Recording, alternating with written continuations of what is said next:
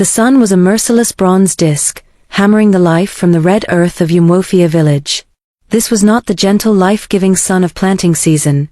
This was a tyrant, a scorching overlord that had baked the streams to muddy trickles and turned the once fertile fields into cracked, barren plates. It had emptied the village's grain stores as surely as it had drained the people's hope, leaving behind a hollow silence where the laughter of children and the gossip of women once flourished. On the narrow path from the stream, Amara's footsteps were a slow, syncopated drum in the heavy afternoon. The lone calabash of water balanced on her head felt heavier than stone, a precarious vessel holding the essence of their survival. Each careful step sent a slosh of precious liquid, a sound that seemed to mock the vast dryness surrounding her. Her thoughts, like weary birds, circled the dark interior of her family's hut, her mother Neka, whose cough had settled deep within her chest, a rattling, dry sound worse than the rustle of dead leaves. The village healer had come and gone, his herbs offering little comfort, his eyes speaking what his words would not. Sickness fed on hunger, and hunger was their constant, unwelcome guest. Tucked securely in the fold of her faded wrapper was a small pouch.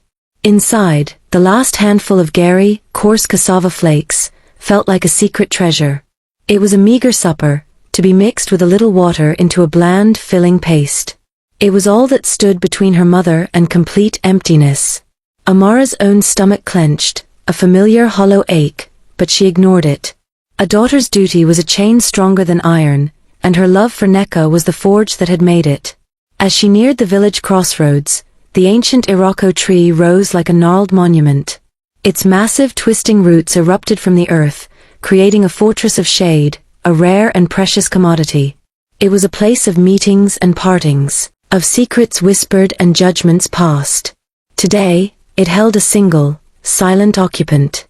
A stranger sat slumped against the widest root, as if the tree itself had absorbed his last ounce of strength. His clothes, once of good quality, were layered with the pale, fine dust of long, dry roads. His head was bowed, a wide-brimmed hat shadowing his face, but his posture spoke of a weariness that went beyond the physical. This was not a man resting, this was a man pushed to the very limit of his endurance, a vessel emptied. Amara's first instinct, honed by lean times, was to pass by quietly, to make no sound, to offer no greeting, to become a shadow on the path.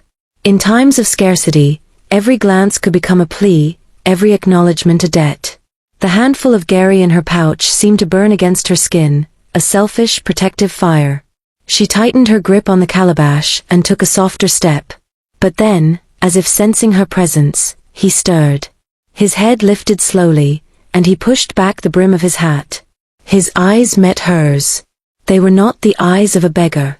They held no demand, no cunning calculation, no performative misery.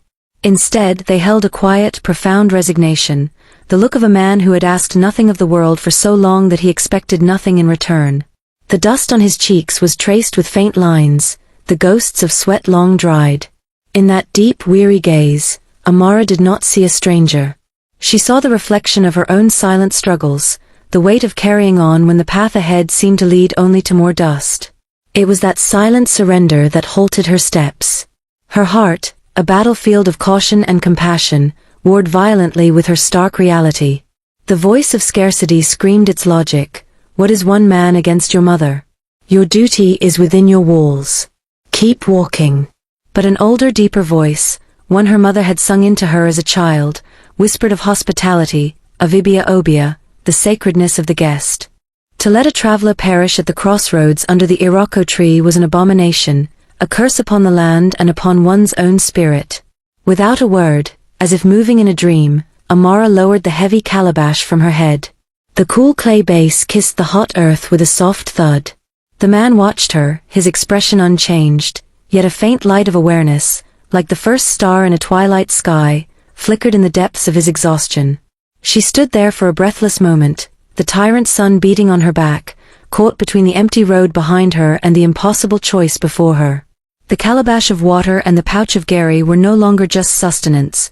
They were the weights on the scales of her destiny, and she felt her hand begin to tremble as she reached for them. The red dust puffed in soft clouds as Amara knelt, the coarse grains imprinting themselves on her bare knees. The act felt monumental, a silent rebellion against the drought that had gripped both the land and the human spirit. She could feel her mother's phantom gaze on her back, hear the ghost of the cough that awaited in the dark hut. Yet, she could not unsee the emptiness in the stranger's eyes. With deliberate care, she tilted the calabash. Water, clear and cool, whispered as it filled the small curved cup she had fashioned from a dry gourd. The sound was a tiny music in the parched silence. She offered it first. The stranger's hands, when they reached out, were maps of labor, scarred, calloused, with nails worn down to the quick. They trembled, not with weakness, but with the profound control of a man restraining a desperate thirst. He took the cup, his fingers brushing hers, a touch as light and dry as a butterfly's wing. He did not gulp. He drank slowly, savoring each sip, letting the liquid reclaim the desert of his throat. His eyes never left hers over the rim, and in them, the resignation began to thaw, replaced by a dawning, profound astonishment. Then came the harder sacrifice. Amara untied the small pouch from her wrapper. The faded thread felt like a lifeline about to be severed. She loosened the drawstring, and the earthy, slightly sour scent of the Gary rose to meet her, the smell of home, of scarcity, of survival. She hesitated for a heartbeat, the image of her mother's sunken cheeks flashing before her. Half, her heart bargained. I must take half. She poured a careful mound of the coarse, off-white flakes into her own palm, feeling their gritty weight. It was more than half, it was the lion's share, leaving only a dusty remnant for herself and Nneka.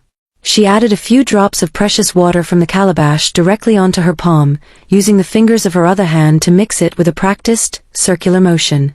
The paste formed, simple and humble. There was no oil, no pepper, no sweetness. It was the bare essence of sustenance. She extended her offering, her palm becoming a living plate. Take this, she said, and her voice was barely a whisper, carried away on the hot breeze. It felt like speaking in a dream. The journey is long, and no one should face it with an empty spirit. The stranger's breath caught. He looked from her face to the paste in her hand, a tremor passing through his broad shoulders. This was not just food, it was a sacrament of shared poverty. With the same reverence one might show a sacred relic, he bowed his head slightly and took the paste from her palm. His touch was careful, avoiding taking the very last bit. He ate slowly, each mouthful a deliberate act of acknowledgement. As he did, a transformation occurred. The weariness did not vanish, but it was edged out by a radiant, unspoken gratitude that shone from his eyes with an almost physical warmth. It was as if he were seeing not just her, but the very core of her character, the unbroken lineage of kindness that had survived the famine. When he finished, he sat in silence for a long moment, collecting the gift she had given. The air between them hummed with a new, unspoken understanding. Kindness in an empty land, he began, his voice a low, resonant rumble like thunder gathering on a far horizon, is the rarest of waters. It creates an oasis that no drought can touch. He studied her, his gaze now alert, penetrating, missing no detail, the mended edge of her wrapper, the quiet worry in her brow, the steadfast set of her shoulders. What is your name, daughter of this soil? Amara, she replied, the name feeling suddenly heavier, more significant than just a word she answered to. He repeated it, not as a question, but as a statement. Amara. He nodded once, a firm, decisive gesture, as if he were etching the name into the memory of the earth itself, sealing it away in a vault of future promises. The silence stretched, comfortable now, filled with the shared understanding of a sacred transaction that had nothing to do with trade.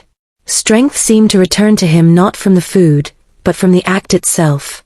He rose to his feet, a tall, solid figure against the bleached sky.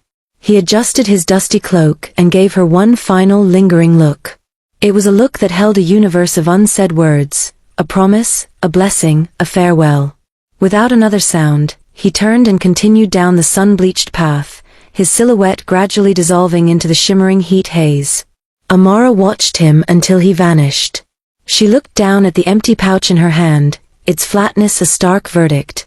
Yet, as she placed the light calabash back upon her head and turned toward home, a strange and defiant fullness blossomed within her chest. It was a warmth that outshone the sun, a quiet certainty that she had fed not just a man, but something far more important. Her spirit, against all reason, felt sated. A week later, a new sound pierced Umwofia's heavy silence. It began as a distant rumble, a vibration in the earth that was not thunder. Soon, it resolved into the creak of sturdy ox carts and the harmonious chatter of men. This was not the grim, familiar procession of tax collectors or the ominous quiet of soldiers. This was a caravan of abundance. Sturdy carts, their wheels caked with the dust of benevolent travel, were laden with bulging sacks of seed yam, millet, and maize. Behind them walked craftsmen, their shoulders bearing the good weight of digging tools, well liners, and baskets of saplings. At their head walked the stranger, transformed. Gone was the dust-choked cloak and the mantle of exhaustion. He stood tall, clad in the rich, indigo-dyed ISI Agu cloth of a titled man, a patterned cap sitting proudly on his head. A staff of intricate ironwork was in his hand, denoting not just authority, but mastery, the mastery of a man renowned across clans as Okayo, the master farmer and builder whose touch coaxed plenty from stubborn soil and whose wisdom engineered springs in the deepest earth. His gaze swept over the gathering, curious villagers emerging from huts like seedlings after a first rain, until it found its anchor. He walked with purpose through the stunned crowd, which parted in silent awe, straight to the humble hut at the village's edge. There Amara stood frozen in her doorway, one hand supporting her mother, Neka, whose weak frame seemed fortified by sheer wonder. The man, Okayo, stopped before them. The entire village held its breath. Amara, he announced, his voice now a clear, carrying baritone that resonated with purpose. Do you recognize the weary traveler who shared the shade of your great Irako tree? She could only nod, her throat tight. I have traveled many roads, he continued, his eyes holding hers, not just to map the land, but to chart the heart of its people. I was sent to find a community where the human spirit had not been parched by hardship, where the sacred law of Ibia Obia, of hospitality, still lived not just on the tongue, but in the action. He turned slightly, addressing the wider audience now. This daughter of Umwofia, with an empty granary and a sick mother to feed, offer her last handful of gari and her last calabash of water to a stranger she believed was nothing. She asked for no reward, expected no return. That single act of selfless compassion was the test I never spoke of. In her, I saw the unbroken soul of this village. He turned back to Amara, his expression softening into a profound respect. Therefore, Umwofia has been chosen. We will sink new, deep wells where the water is sweet and cold. We will plant these fertile resistant seeds and teach you the methods to make them thrive. We will rebuild what the drought has broken. The village erupted.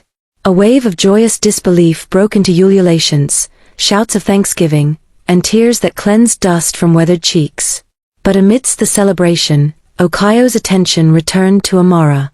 He stepped closer, and for her ears only, beneath the rising din, he added, "But a wise heart that guides a generous hand is the rarest seed of all. Such a spirit must not be left untended. My destiny is not just to bless a village, but to partner with a heart that already knows the true meaning of harvest." In his eyes, Amara saw no pity, but a profound partnership. He saw not just the poor village girl, but the woman who could steward abundance with the same integrity with which she had stewarded lack.